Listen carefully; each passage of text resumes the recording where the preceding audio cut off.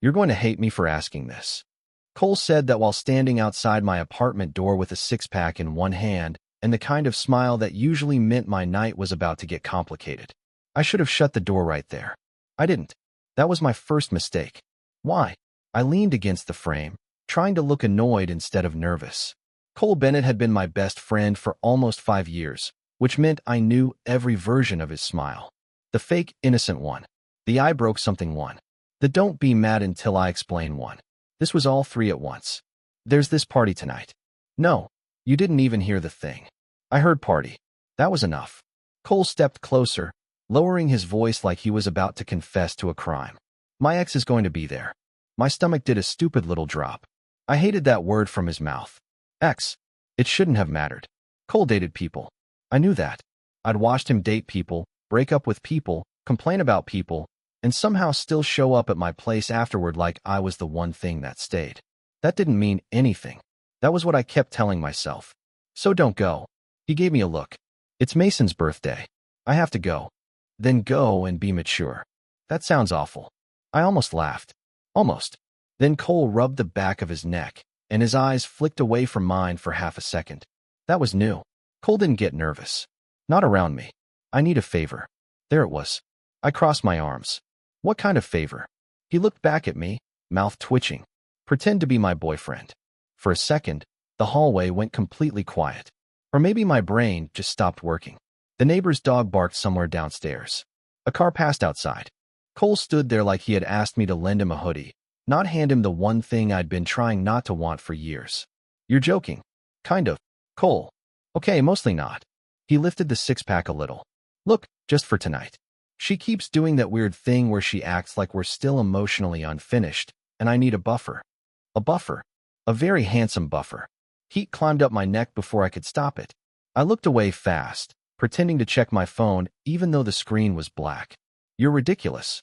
And you love that about me. Yeah, that was the problem. I stepped back into my apartment, mostly so he wouldn't see my face. Why me? Cole followed me in like he belonged there, kicking off his sneakers by the door in the exact spot he always did. Because you're my best friend. He said it easily. Too easily. And because nobody would question it. I turned. Excuse me. He grinned now, more comfortable. Come on. People already think we're weirdly married. People are idiots. Sure. He walked past me toward the kitchen, grabbed a bottle opener from the drawer without asking, like my place was half his. But believable idiots. I tried to breathe normally. It was just a favor. Just a party. Just Cole being Cole. He had joked about stuff like this before. Called me his work husband. His emergency contact with benefits, whatever that meant. His favorite person when he was drunk enough to get sincere and sober enough to remember it. None of it meant anything. It couldn't. So what? I just stand near you and look emotionally supportive. Exactly. He popped the cap off one bottle and handed it to me. Our fingers touched. Barely. Still, my chest tightened like my body had missed some very important memo. Cole didn't pull away right away. Neither did I. Then he smiled softer. Come on, Evan. One night. I stared at him, at his stupid, hopeful face, at the way he looked too comfortable in my kitchen, in my life, under my skin. I should have said no. I almost did. But then he tilted his head and added, I'll owe you forever. And like an idiot, I said, fine. Cole's whole face lit up. Really? But no weird stuff. Define weird. Cole. He laughed, holding both hands up. Okay. Normal fake boyfriend behavior only. I grabbed my jacket from the chair. That is not a real category. It is tonight. I told myself it would be easy. We'd show up, pretend for 2 hours, leave, and go back to normal. Best friends. Nothing more. Nothing broken. Then we got to the party, and before I could even prepare myself, Cole reached down, laced his fingers through mine, and held on like he'd done it 100 times before. My heart slammed once hard. He leaned close, breath warm near my ear. Relax. You're supposed to look like you like me. I looked at our hands, then at him. The problem was, I didn't have to pretend. You're holding my hand like you're afraid I'll run. I meant it as a joke. That was safer. Jokes were the only language Cole and I had ever been fluent in when things got too close. But he looked down at our hands, then back at me, and his thumb moved once over my knuckle like he had not realized he was doing it. Would you? My mouth went dry. The party noise spilled around us from Mason's living room. all laughter and music and somebody yelling about beer pong. But for a second, Cole's question cut through everything. Would I run? From him? From this? From the fact that his hand fit mine way too naturally? Depends how embarrassing you get. My voice came out lighter than I felt. Cole smiled, but it was not his usual loud, easy grin. It stayed small, almost private. Then I'll behave. That was a lie. He did not behave at all. The second we stepped into the kitchen, Mason spotted us and nearly dropped a bag of chips. Wait, are you two finally doing this? My stomach dropped so fast I almost let go of Cole's hand. Cole did not. If anything, his grip tightened. Doing what? He looked painfully calm. Mason pointed between us like he had solved a cold case. That, whatever that is. We're here for your birthday, not an interrogation. Cole grabbed 2 plastic cups from the counter, still holding my hand with the other like it was the most normal thing in the world. I should have pulled away. I really should have. Instead, I stood there like an idiot while Mason's eyes narrowed. Evan, blink twice if he finally wore you down. I'm blinking once because you are annoying. Mason laughed and moved on, but the damage was done. People noticed. Of course they did. Cole and I already had a reputation. Not a real one. Just the kind friends joked about when 2 guys spent too much time together. We split fries without asking. Borrowed each other's hoodies. Finished each other's sentences when we were tired. He knew I hated cilantro.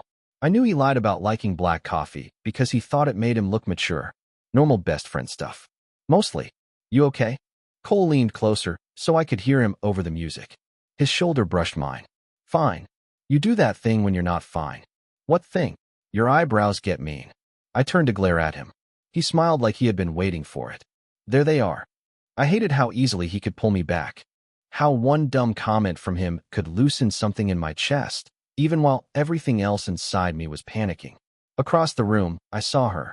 Cole's ex Natalie. She stood near the couch with a red cup in one hand, watching us like she did not believe a single second of what she was seeing. She was pretty in that sharp, effortless way that made me feel underdressed even in my nicest jacket. Cole saw her too. I felt it before I saw it. His body changed beside me. Not much. Just enough. His fingers flexed around mine. There she is. I swallowed. You sure you want to do this? He looked at me then, and for once, there was no joke ready. Only if you are. That should not have hit me the way it did. He was asking for permission. Not from the room. Not from the plan. From me. I nodded because my brain had apparently left my body. Cole's face softened. Okay. Then he reached over with his free hand and fixed the collar of my jacket. Just a small thing. 2 fingers, a quick tug, barely anything. But his eyes stayed on mine the whole time. There, he murmured. You look nervous. I am nervous. Why? I laughed once, quiet and fake. Because your entire plan is insane. That is not the only reason. My heart kicked hard. I stared at him. Cole's expression did not move. He looked like he knew exactly what he had just done. Like he had tossed a match into the room and was waiting to see if I would admit I smelled smoke. Before I could answer, Natalie walked up. Cole. Her eyes flicked to me, then down to our joined hands. Wow. Cole shifted closer, his arm brushing mine. Hey, Natalie. She gave me a smile that was polite enough to hurt. Evan, right? Yeah. My voice almost cracked. Great. Perfect. Very boyfriend material. Cole's thumb pressed lightly into my hand. Once. Steady. Like he was telling me not to disappear. Natalie looked between us. So this is new. Cole did not even hesitate. Not that new. I stopped breathing. Natalie blinked. I looked at him, but he was still watching her, calm as anything. Like he had not just made my entire body go still. Really? She murmured. Cole finally turned to me. His gaze held mine a second too long. Yeah, he said, softer now. I guess we just stopped pretending it was not there. The room kept moving around us. The music kept playing. Someone laughed behind me, but I could not hear any of it right. Because that line was for her. It had to be. That was the whole point. He was acting. He was helping the story sound real. So why did his hand feel warmer in mine? And why, when I looked away first, did he look almost disappointed? You guess? I repeated before I could stop myself. Cole's eyes stayed on mine for half a second too long. Then Natalie laughed under her breath like she had just caught the weak spot in the whole story. That sounds convincing. My face got hot. Cole's hand tightened around mine. But this time it did not calm me down. It made everything worse. Because I could feel him. Every finger. Every small shift. Every part of this fake thing that was starting to feel like a bad idea with perfect timing. It is convincing because it is true, Cole answered, easy as ever. Too easy. Natalie tilted her head. So when did this happen? That was the question. The one normal fake couples probably prepared for. We had prepared nothing because Cole had knocked on my door with beer and panic, and I had apparently lost every survival instinct I ever had. I opened my mouth, but nothing came out. Cole glanced at me, and there was a flicker of amusement in his eyes. Of course, he was enjoying this. Depends who you ask, he said. Evan pretended not to notice for years. My stomach flipped so hard I almost hated him. Natalie's brows lifted. Mason, who had somehow wandered close enough to hear, made a loud, choking sound. Years? Go away, Mason. I pointed at him without looking. No, I live here now. He leaned against the counter, grinning. This is better than cake. Cole laughed, and normally that laugh made me feel safe. Tonight it made me feel exposed. Like everyone in the room was watching something I had kept hidden under my ribs for half a decade. Natalie's smile thinned. That is cute. It did not sound cute. It sounded like a test. Then she reached toward Cole's sleeve, brushing a piece of lint that probably was not even there. You always did like complicated things. Before I could think, Cole shifted back. Not dramatically, just enough that her fingers fell away. Then he lifted our joined hands slightly, like a quiet answer. Not complicated. His voice changed. Lower. Just late. The whole kitchen went too still. Mason's grin faded a little. Natalie blinked. I forgot how to breathe. Because there were fake boyfriend lines, and then there was that. Just late. Like there had been a clock running somewhere between us this whole time. Like he had heard it too. Natalie looked at me then. Really looked. For a second, I wondered if she could see straight through my jacket, my skin, all the way to the part of me that wanted this so badly it hurt. Well, she said, forcing a smile. Good for you both. Then she walked away. Mason stared after her, then turned slowly back to us. I have questions. You always have questions, Cole muttered. My first question is, why did that feel like a movie scene? Mason. My voice came out sharper than I meant. He raised both hands. Okay. I am leaving. But just so we are clear, you two are terrible at acting casual. He disappeared into the living room, still laughing to himself. The second he was gone, I pulled my hand out of Cole's. Not rough, just fast. Cole looked down at the empty space between us. Something moved across his face, too quick to name. Evan, I need air. I did not wait for him to answer. I walked down the hallway near the bathroom, past two people arguing about music, and pushed into the little laundry room at the back of Mason's place. It was cramped and smelled like dryer sheets and warm cotton. Perfect. Small enough to hide in. Bad enough that no one would choose to hang out there. I pressed my hands to the washer and let out a breath I had been holding too long. This was fine. Totally fine. My best friend had just pretended to be in love with me in front of his ex and half our friend group. Normal Saturday. Nothing to lose your mind over. The door opened behind me. Of course it did. Cole slipped inside and shut it softly. The room shrank immediately. You okay? I laughed once, without turning around. You have got to stop asking me that after making things weird. I did not know it was weird. Cole. I finally looked at him. Just late. His jaw worked like he had an answer ready, then lost it. That silence hit harder than any joke could have. Cole Bennett always had a comeback. Always. But now he just stood there, shoulders tense, eyes on me like he was trying to decide whether to lie or jump. It worked, he said quietly. Natalie backed off. I nodded. Right. So it was for her. His expression shifted. That is not what I said. It is what this is. My chest tightened. I hated how small my voice got. Pretending, remember? Cole took one step closer, then stopped like he was afraid I might move away. Yeah. His eyes dropped to my mouth for the shortest second, then back up. I remember. The washer hummed under my hands. Somewhere outside the room, music thumped through the walls. Neither of us moved. Then my phone buzzed in my pocket. I pulled it out because I needed something to look at besides him. It was a text from Mason. Dude, are you and Cole actually fake? Because he is looking at you like he forgot there are other people on Earth. My heart slammed once. I looked up. Cole was still watching me. And for the first time that night, I could not make myself believe this was only an act. The text on my screen felt louder than the music outside. Cole is looking at you like he forgot there are other people on Earth. I read it once. Then again. Then I turned my phone face down on top of the dryer like that could make it less true. Cole's eyes flicked to it. Mason. I did not answer fast enough. His mouth tightened, just a little. What did he say? Nothing. Evan. He is drunk and annoying. He is always annoying. That does not mean he is wrong. That landed in the tiny room between us and stayed there. I looked at him then, really looked, and suddenly I hated how good he was at making normal things feel dangerous. The rolled sleeves. The crooked collar I had not fixed because he had fixed mine earlier. The way he was standing with one hand braced against the door like he was holding himself back from coming closer. What is happening right now? My voice barely sounded like mine. Cole swallowed. For once, he did not joke. I do not know. That should have made me feel better. It did not. You always know. A small, helpless laugh left him. Not with you. My chest pulled tight. I wanted to grab that sentence and shake it until it told me what it meant. Instead, I stared at the dryer behind him. You cannot keep doing that. Doing what?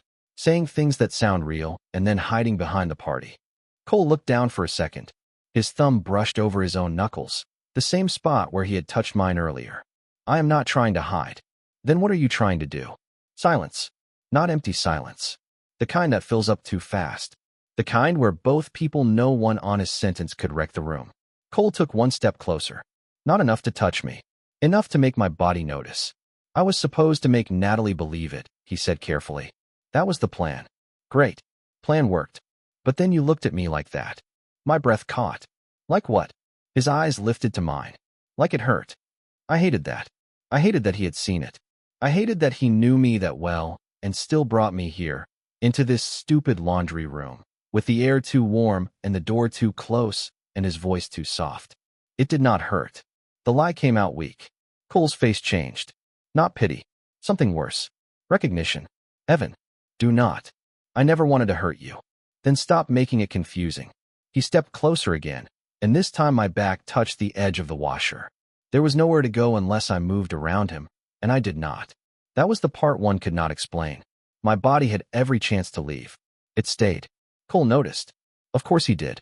His gaze dropped to the space between us, then came back up slower. Tell me to stop. The same kind of line people said in movies right before everything changed. Except this was not a movie. This was Mason's laundry room with a buzzing light and someone laughing too loud down the hall.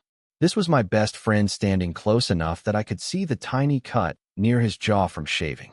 This was Cole, who knew my coffee order and my worst moods and the exact way to make me laugh when I did not want to. I should have said stop. I opened my mouth. Nothing came out. His hand lifted, slow enough that I could move if I wanted to. His fingers touched the side of my jacket, just near my waist, not pulling, not pushing. Just there. Careful. Like he was asking a question without words. My heart pounded so hard I was sure he could hear it. Cole, I whispered. His eyes flicked to my mouth. Only for a second. But I saw it. He saw that I saw it. The room went still. He leaned in a fraction. I did too. Not much. Barely anything. But enough that his breath caught. And for one terrifying second, I thought he was actually going to kiss me. Then the door handle rattled behind him. We both snapped apart like we had been burned. Yo, anyone in there? Mason's voice came muffled through the door. I need paper towels or emotional support, whichever is easier. Cole closed his eyes for half a second, jaw tight. I grabbed my phone off the dryer with hands that did not feel steady. We are coming out. My voice cracked on the last word. Fantastic. Perfectly normal. Cole stepped back, giving me space, but his hand brushed mine as he moved. Just one quick accidental touch. Except neither of us acted like it was accidental. Before he opened the door, he turned to me. His face was still too serious. Too honest. For the record, he murmured, low enough that only I could hear. I forgot about Natalie about 10 minutes ago. Then he opened the door and walked back into the party like he had not just ruined my ability to breathe. By the time we got back to the living room, Mason was standing on a chair with a roll of paper towels in one hand like he was giving a campaign speech. False alarm, he announced. The kitchen spill has been contained. The emotional damage, however, remains unclear. A few people laughed. I tried to laugh too, but my face felt weird. Too warm. Too obvious. Cole moved beside me like nothing had happened, but he did not stand as close as before. That tiny distance felt louder than his hand in mine had. I hated that I noticed. I hated that I cared. Natalie noticed too. She was near the couch now, talking to two girls I recognized from Mason's office. But her eyes went straight to the space between me and Cole. Not to us. Between us. Like the missing handhold said more than the handhold ever did. You good? Cole's voice was low beside me. I nodded too fast. Yeah. You sure? Do not do the eyebrow thing. His mouth twitched. That is your thing. You are stealing it. For half a second, it almost felt normal. Then Mason jumped down from the chair and landed in front of us with the subtlety of a car alarm. Okay, I am asking because everyone else is being fake polite. He pointed between us. Are you two actually together or doing a bit? My stomach dropped. Cole went still. Around us, conversations did not stop exactly, but they thinned. People were listening without making it obvious. That was worse. I looked at Cole, expecting him to make a joke, toss out something smooth, save us the way he always did. But he was looking at me, waiting, like the answer had to come from both of us now. Mason, I muttered. It is your birthday. Go embarrass yourself somewhere else. I have been doing that for 3 hours. I need new material. He leaned in, eyes narrowing. Because if this is fake, you both deserve Oscars. If it is real, I want credit for calling it freshman year. A few people laughed again. My chest tightened. Freshman year. Back when Cole and I met in the dorm hallway because he had locked himself out carrying nothing but laundry detergent and a burrito. Back when he started saving me a seat in the dining hall. Back when I still thought the crush would go away if I ignored it long enough. Cole finally looked at Mason. Can you not? It was quiet. Not angry exactly, but serious enough that Mason's smile faded. Oh, he glanced at me, then back at Cole. Okay, sorry man. That should have helped. It did not. Because now everyone knew there was something delicate enough to protect. Something not funny anymore. Cole pushed a hand through his hair and stepped toward the kitchen. I am grabbing water. He did not ask if I wanted one. He just left. That hurt more than it should have. I stood there for 2 seconds, then followed, because apparently I had no pride left tonight. I found him by the sink, filling a plastic cup and staring at the counter like it had personally betrayed him. Cole. His shoulders lifted with a slow breath. I am sorry. That stopped me. For Mason? For all of it. He turned, and the light over the sink made his face look tired. I dragged you into this. I thought it would be easy. Funny even. We have joked about this stuff forever. Yeah. My voice came out small. We have. His eyes held mine. But people are looking at you now. Looking at us. And I do not want you stuck in something because I panicked about Natalie. There it was. The retreat. The careful, responsible version of Cole I never knew what to do with. The one who could make something feel real, then back away because suddenly it mattered. So what? I crossed my arms, mostly to keep my hands still. We go back out there and tell everyone we were messing around? He looked down at the cup. Maybe that is cleaner. Cleaner. The word hit wrong. Like whatever had happened in that laundry room was a spill he wanted to wipe up before it stained. I nodded once, even though my throat had gone tight. Right. Cleaner. Cole's head snapped up. That is not what I mean. Then say what you mean. He opened his mouth. Closed it. The silence between us stretched, so thin it almost snapped. Before he could answer, Natalie appeared at the kitchen entrance. Her smile was soft, but her eyes were sharp. Sorry, did I interrupt? Cole straightened. No. I almost laughed because yes, she absolutely had. Natalie looked at me, then at Cole. I was just going to say, if you needed me to believe you moved on, you did not have to involve Evan.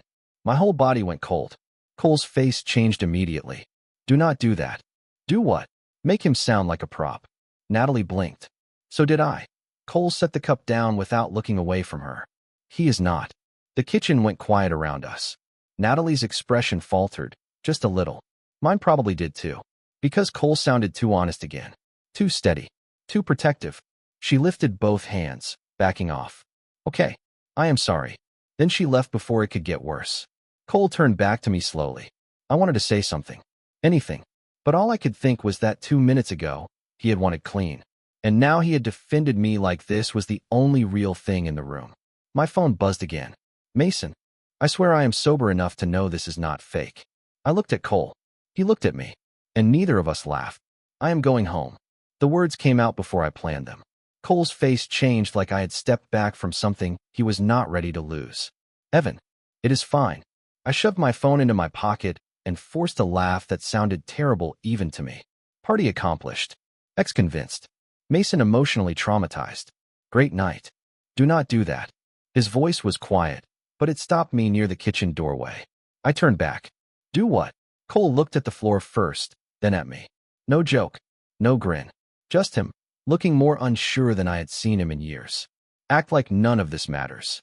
My throat tightened. Outside the kitchen, someone turned the music louder. The bass thudded through the wall, dull and distant, like it belonged to another apartment. Another version of us.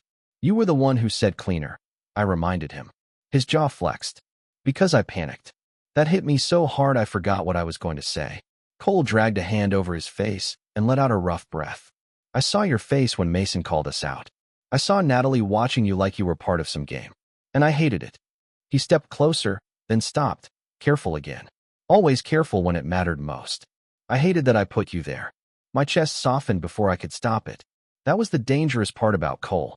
He could hurt me by accident, then look at me like the wound hurt him too. So you wanted to erase it? No, the answer came too fast. Too honest. He looked almost startled by it himself. No, I did not want that. I stared at him. Then what do you want? Cole's eyes moved over my face like he was trying to memorize what happened before he ruined it. I do not know how to answer that without messing everything up. My laugh came out small. That is not exactly comforting. I know. He glanced toward the living room, then back at me. Can we get out of here for 5 minutes? I should have said no. I was tired, embarrassed, too close to saying something I could not take back. But then Cole looked at the front door like he needed air too, and I nodded. We slipped out into the apartment hallway without telling anyone. The second the door shut behind us, the party noise dropped into a muffled buzz. The hallway smelled like old carpet and someone's takeout. Very romantic. Very us. Cole leaned back against the wall, eyes closed for a second. I stood across from him, hands in my jacket pockets, pretending I was not watching the rise and fall of his chest. I was not joking in the laundry room, he said finally. My stomach dropped. Which part? His eyes opened. Any of it. The space between us felt too small and too big at the same time. I tried to swallow. Cole, when I said I forgot about Natalie, he pushed off the wall, not coming closer yet. When I told you to tell me to stop. His voice lowered. When I looked at you like that. Heat climbed up my neck. I looked away first because if I did not, I was going to do something stupid, like believe him completely. You cannot just say that. I know. Then why are you? A pause. His shoes shifted softly on the hallway carpet. Because I do not want you to leave thinking it was fake. My heart slammed once. Hard. Cole took one step closer, and this time, I did not move back.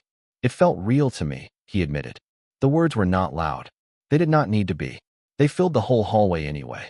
I stared at him, waiting for the laugh, the safety net, the little smirk that would let both of us escape. It never came. At first, I thought I was just selling it. He continued, rubbing his thumb against his palm like he was nervous. Then you held my hand back. And you got quiet. And Natalie touched my sleeve. And all I could think was that I did not want her near me. I wanted your hand. My breath caught. That is messed up. A tiny smile pulled at his mouth, sad and real. Yeah, I am aware. I wanted to be careful. I really did. But careful had kept me secretly in love with my best friend for years. Careful had gotten me a fake boyfriend at a party and a real ache in my chest. I did not hate it either. I whispered. Cole went still. His eyes searched mine. No. I shook my head once. No, the hallway light buzzed above us. Somewhere inside, Mason shouted something about cake. Neither of us laughed. Cole reached out slowly, giving me every chance to pull away. His fingers brushed mine, then stopped. Not taking. Asking. I looked down at our hands. Then I let my fingers slide between his. Cole exhaled like he had been holding his breath all night. This is a terrible idea, I murmured. His thumb moved over my knuckle again, softer this time. Probably. We are going to have to go back in there. Yeah. People are going to look. Cole's eyes stayed on me. Let them. And that was the moment I knew the pretending had ended before either of us was brave enough to say what came next. We walked back into the party still holding hands. That should have felt brave. Instead, it felt like stepping onto a stage without knowing the next line. Mason saw us first. Of course he did. He was standing near the cake with a plastic knife in one hand and his mouth half open. For once, he did not say anything. That scared me more than if he had yelled. Cole noticed too. His thumb stilled against mine. The room did not stop, not really, but a few people looked. Natalie glanced over from the couch. One of Mason's co-workers whispered something. Someone smiled like this was cute. Someone else looked confused. My skin went hot anyway. Cole leaned closer, voice low. Still okay? I wanted to say yes. I wanted to be the kind of person who could stand in a room with my best friend's hand in mine and not feel like my entire life was showing. But all I could think was that 5 minutes ago, this had been private in the hallway. Now it had shape. Witnesses. Meaning. Yeah, I lied. Cole heard the lie. I knew he did because his grip loosened just slightly, not letting go, just giving me space. Somehow that made my chest hurt worse. We made it maybe 10 steps before Mason lifted the knife like a referee calling timeout. Cake. His voice came out careful. Too careful. I cut a very ugly corner piece if anyone is emotionally hungry. I almost laughed, but it got stuck. Cole gave him a small nod. Thanks, man. Then Natalie stood. Not dramatic. Not angry. Just stood, grabbed her purse, and walked past us toward the door. She paused next to Cole for half a second. You should have just told me. Cole's shoulders tightened. I did not know what to tell you. Her eyes flicked to me. Not cruel this time. Just tired. Looks like you figured it out. Then she left. The door shut behind her, and the sound landed harder than it should have. Cole stared after her. I watched his face, trying not to read too much into it, which was impossible because reading too much into Cole was basically my longest relationship. His hand slipped from mine. Not fast. Not cold. But it slipped. My stomach dropped anyway. I should talk to her, he murmured. There it was. The crack. The part where I realized maybe I had mistaken one intense hallway moment for something real enough to survive the living room. Right. My voice sounded normal. That felt unfair. Yeah, you should. Cole turned back immediately. Not like that. I shoved my hands into my jacket pockets before he could see them shaking. I did not say anything. Your face did. My face is minding its business. He almost smiled, then did not. Evan. I looked past him at Mason's crooked birthday banner. At the half-melted candles. At anything that was not his eyes. It is fine. Really. Go be a decent person. I am trying to be a decent person with you too. That almost broke me. Because he meant it. I could hear that he meant it. But meaning it did not make this less terrifying. Cole, we have been doing this for years. My throat tightened. Not this, exactly, but us. Friday takeout. Bad movies. You stealing my hoodies. Me pretending I do not care when you date people who are not me. His face went quiet. Too quiet. I hated that I had said it, but I could not stop now. If tonight is just you realizing you got caught up in the moment, tell me before we blow up the only good thing I have had for 5 years. Cole stepped closer, but I stepped back. Barely. He saw it. It hurt him. I saw that too. You think this is just tonight? I do not know what I think. I told you it felt real. Feeling real at a party is not the same as wanting it tomorrow. The words came out sharper than I meant.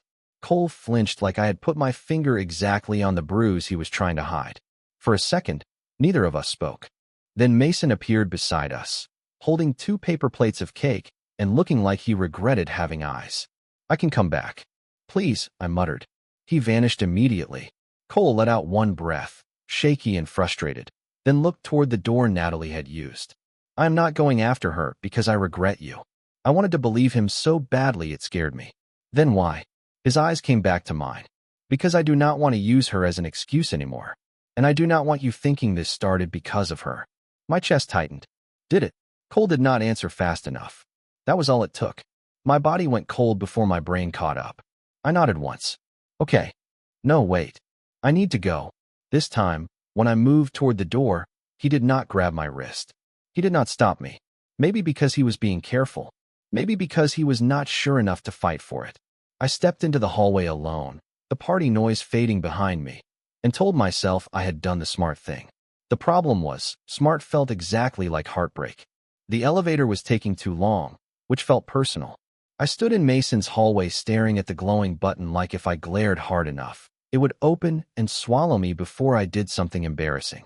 My hands were shoved deep in my jacket pockets. My chest felt too tight. Behind me, the apartment door opened. I did not turn around. I knew his footsteps. That was the annoying part about loving someone quietly for years. You learn them by accident. Cole stopped a few feet away. Not close enough to trap me. Not far enough to pretend he was not there. Please do not leave like this. My laugh came out thin. Like what? Like you already decided I am lying. That made me turn. His face was flushed from the party, hair a little messed up from running his hand through it too many times. He looked scared, not dramatic scared, real scared, the kind that made my anger lose its footing. "You did not answer me," I said. Cole's eyes dropped for a second. "I know. That is usually an answer. Not this time." The elevator dinged at the end of the hall.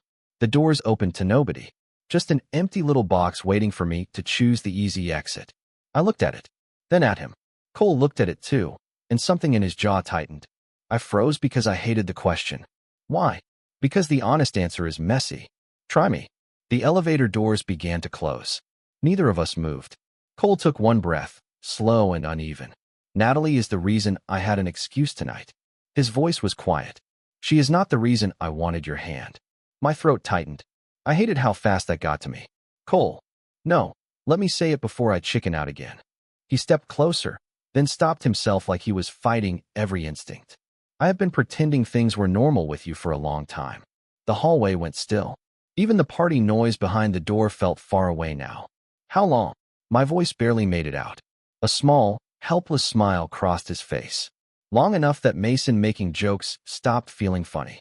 I looked down because looking at him made thinking impossible. "You dated other people." "I know. You told me about them." "I know. You slept on my couch after breakups and let me sit there acting like a normal best friend while it was eating me alive." His face cracked a little. "Evan." "No." I pulled one hand from my pocket, then shoved it back in because it was shaking. "You want it honest?" "That is honest. I got really good at being happy for you. Like, professionally good. Award-winning best friend performance." Cole closed his eyes. "I am sorry. I do not want sorry." "Then what do you want?" I stared at him. That was the worst question he could have asked, because the answer had been sitting in my chest for years, heavy and obvious and impossible. "I want to know what happens tomorrow." Cole opened his eyes. "Tomorrow?" "Yeah. When there is no party. No Natalie. No pretending.